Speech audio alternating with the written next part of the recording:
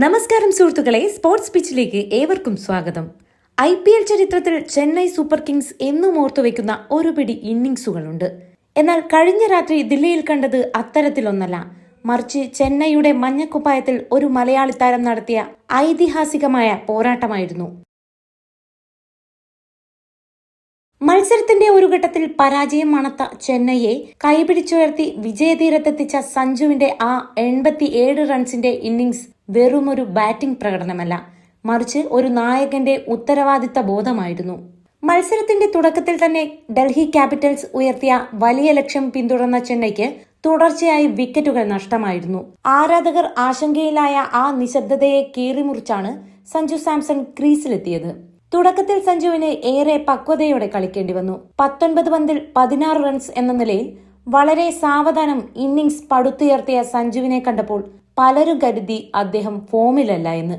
എന്നാൽ അവിടെയാണ് സഞ്ജുവിന്റെ തന്ത്രപരമായ ബാറ്റിംഗ് നമ്മൾ കണ്ടത്. കുൽദീപ് യാദവിനെതിരെ തുടർച്ചയായ പ്രഹരങ്ങളോടെയാണ് സഞ്ജു തന്റെ ആക്രമണം തുടങ്ങിയത്.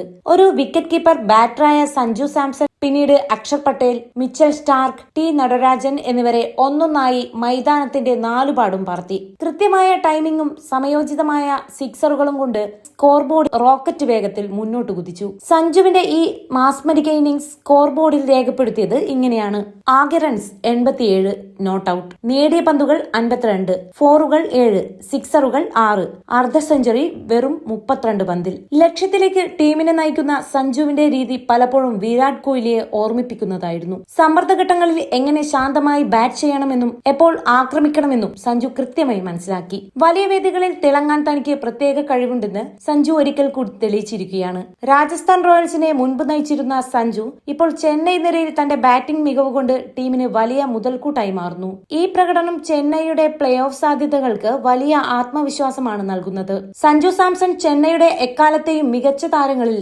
ഒരാളായി മാറുമോ? കോഹ്ലിയെ പോലെ ഒരു മികച്ച ഫിനിഷർ ആകാൻ സഞ്ജുവിന് സാധിക്കുമോ? നിങ്ങളുടെ അഭിപ്രായങ്ങൾ താഴെ കമന്റ് ചെയ്യൂ. കൂടുതൽ ക്രിക്കറ്റ് വിശകലനങ്ങൾക്കും വാർത്തകൾക്കുമായി സ്പോർട്സ് സ്പീച്ച് ലൈക്ക് ചെയ്യാനും ഷെയർ ചെയ്യാനും മറക്കരുത്. താങ്ക്